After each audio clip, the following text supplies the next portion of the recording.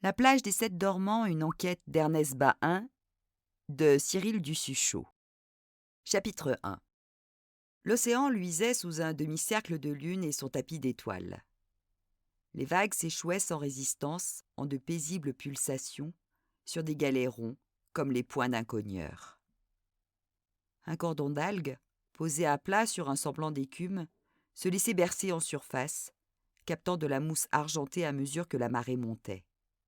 Lentement. Une douce brise tiède du sud-est se leva, tourna dans un caprice et frôla les rochers en bordure de plage.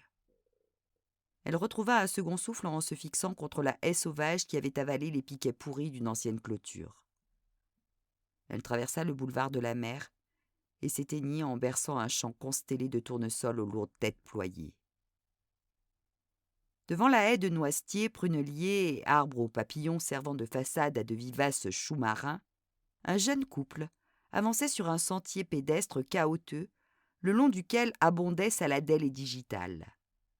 Ils marchaient, main dans la main, vers une haute butte rocheuse familière, sans un mot, sans un doute, seuls et attentifs. Ils descendirent sur la plage et escaladèrent l'amas de blocs de granit à la lumière d'une lune bossue. Arrivés à son sommet, ils contemplèrent l'extrémité inédite du territoire français qui se brisait en myriades d'îlots et d'îles inhabitées stagnant sur la mer. Un paysage marin fascinant invite toujours à plonger dans un silence intérieur apaisant, en souvenir de nos origines purement océaniques. Zélie et Jean avaient l'habitude de ce rivage découpé, frangé de récifs et de tombeaux qui s'égrenaient dans une baie d'eau argentée. Mais ils n'étaient pas venus pour lui, en ce vendredi 23 août 2019. Le ciel d'un bleu-noir profond s'était dévêtu devant un corps céleste, aussi rare qu'attirant. Attaché aux pattes de la grande ours, mais filant à plus de 60 km par seconde, l'astre sage rasait l'horizon de la région de l'enclos, déployant sa longue chevelure incendiée. À l'œil nu, Zélie discerna les poussières blanchâtres qui s'étendaient sur des millions de kilomètres sous l'effet des vents solaires. Jean sortit les jumelles de son sac à dos.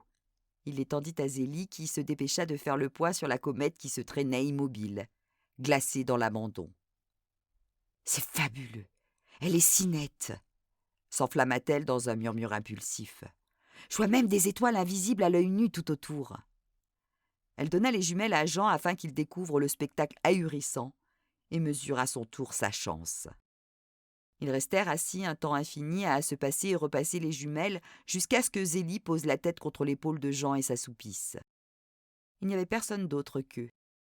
Ils décidèrent d'en profiter et de passer la nuit là. Le bloc le plus élevé de la plage était un peu plus loin sur leur droite, mais les rochers noirs et bruns y étaient constellés de vieux coquillages râpeux, soudés à la pierre. Jean déroula le sac de couchage à deux places et le posa sur une partie parfaitement lisse. Ils s'y glissèrent après avoir enlevé leurs chaussures de randonnée. Zélie garda ses chaussettes. Il l'embrassa sur les yeux. Il se désirait plus qu'un peu. Le pouls lent et régulier de la mer noyait la nuit. Chut! Quand Zélie s'endormit, le phare des cétacés clignait de l'œil à la pointe du promontoire de la Tortille, tandis que la lune caressait le zénith.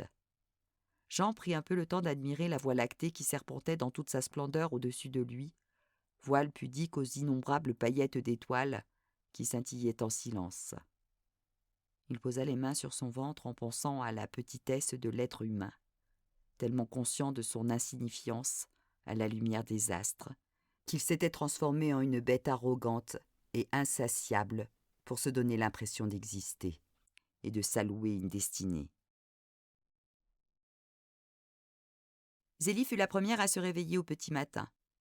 Au loin, l'horizon et ciel se confondaient. La comète avait disparu derrière la bande nuageuse qui s'était formée et encombrait désormais la plus grande partie de la voûte céleste. Elle se releva, bâilla encore. Lorsqu'elle s'appuya sur ses coudes, le vent rejeta ses longs cheveux roux vers l'arrière en de longues mèches virevoltantes. Elle ferma les yeux pour mieux voir. Par-dessus le souffle marin, deux goélands gloutons se signalèrent. Ils se prenaient le bec pour un crabe opportun coincé entre deux rochers. Ni l'un ni l'autre n'arrivait à l'attraper. Leur tapage incroyable ne dérangeait pas le reste de leur colonie, qui dodelinait sur la plage. Le soleil apparut fugacement dans le ciel agité. Il darda de rares rayons vers la plage dénudée à marée basse. Ces percées lumineuses furent aussitôt refermées par les nuages, dérangés par ces révélations. Zélie ouvrit les yeux et s'assura que Jean dormait encore. Puis elle se retourna et promena son regard sur le boulevard de la mer qui menait à l'autre plage de Princiaux-sur-Mer, celle des douaniers. Il filait juste en dessous de la dernière bande de tournesols qui se déployait le long de la pente, entre deux bosquets. Elle discerna ici une carcasse de vieille herse cramoisie par la rouille, qui gisait malgré elle contre un tronc d'arbre carbonisé par la foudre. Et là, un chevreuil, broutant dans des fougères millénaires à la lisière du bosquet le plus à gauche. Alors qu'un autre attendait son coup, humait le vent et dressait ses deux oreilles droites pour se tenir prête à donner l'alerte. Au-dessus du champ apparaissait le toit bas en ardoise d'une authentique longère réaménagée, puis les deux premières maisons dans leur laideur contemporaine qui signalaient la limite est de la ville de Princiaux-sur-Mer. Zélie passa son bras au-dessus de la tête de Jean et récupéra les jumelles sans le réveiller. Elle s'offrit à un gros plan du centre-ville signalé par le clocher vrillé de l'église romane du XIIe siècle, dont les bois des charpentes auraient travaillé au fil du temps et des tempêtes pour parfaire cette curiosité.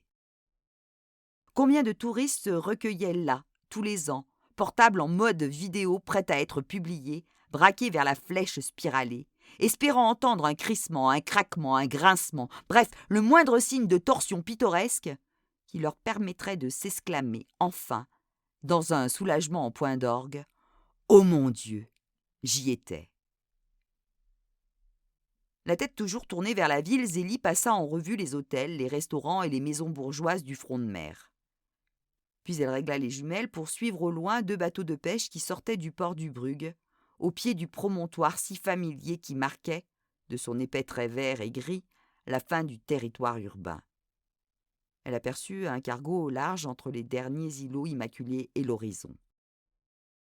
Alors qu'elle était prête à poser les jumelles, ses yeux bleus furent attirés par un grand point lumineux orangé sur la plage des douaniers. Ce n'étaient que des flammes alimentées par des adolescents qui s'étaient réfugiés dans le nid de 3 gros rochers. 1, 2, 4, 7. Zélie s'amusa à les compter. Elle ne décernait pas assez leurs visages pour mettre des prénoms dessus, mais comme le vent lui rapportait des consonances étrangères, elle comprit qu'il s'agissait d'un groupe de jeunes Allemands. Ils étaient nombreux à venir d'outre-Rhin pour s'installer tout l'été au camping des Dunes, à 1 kilomètre de là.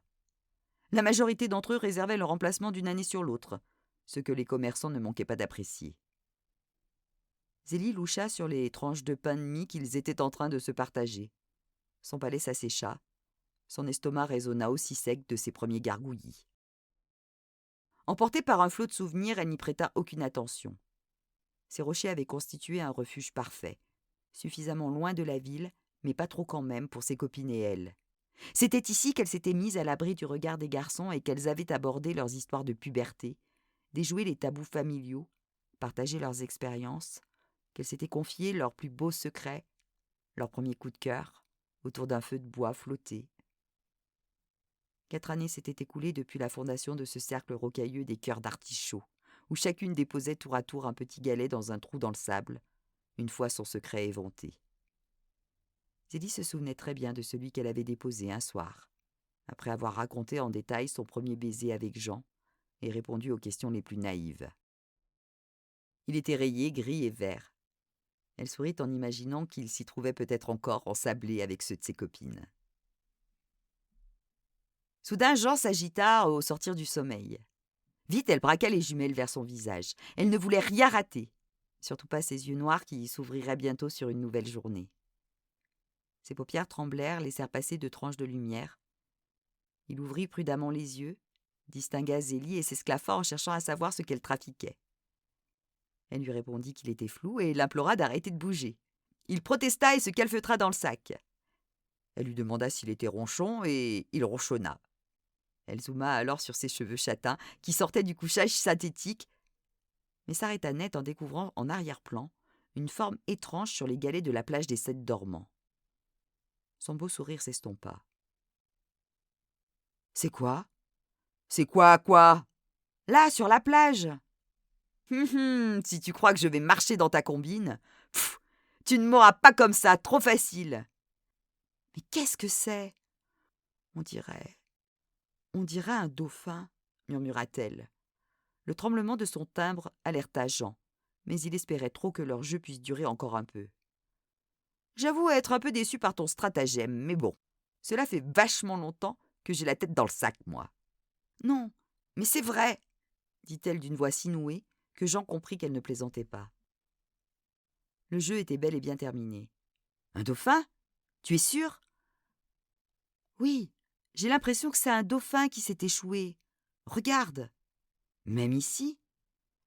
Située à 20 kilomètres à l'est de Princieux-sur-Mer, la ville de Kerfrom avait fait la une des journaux 15 jours auparavant, à la suite de 2 échouages massifs de dauphins sur la plage de la Bouée. Tous avaient porté les traces de captures accidentelles dues à des filets de pêche. Un responsable masqué des Justiciers Bleus, l'organisation vouée à la protection des écosystèmes marins et de la biodiversité dans le golfe de l'Enclos, n'avait pas décoléré lors d'un court passage au journal de la télévision régionale, dénonçant l'intensification et l'industrialisation de la pêche dans le golfe et expliquant que certains armateurs, notamment un dont il préféra taire le nom, pratiquaient encore et toujours la pêche au chalut pélagique qui amplifiait le taux de mortalité des dauphins.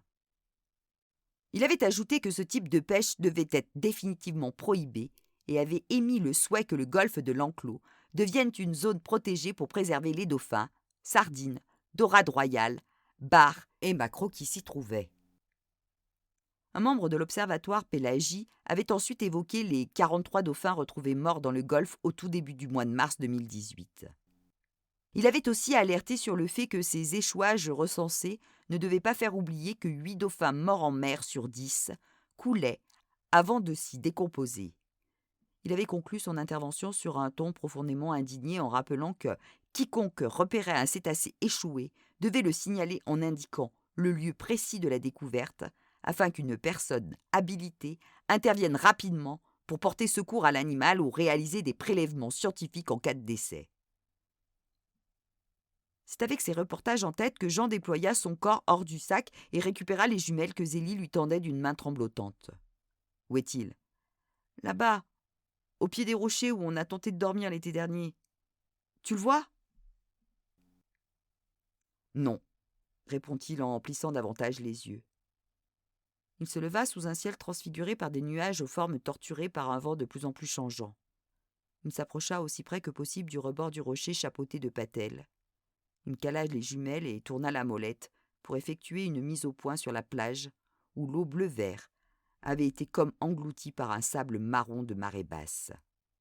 Il entr'ouvrit la bouche et bafouilla quelque chose d'inaudible, le regard rivé sur une longue silhouette grisâtre reposant à moitié sur le sable, à moitié sur les galets.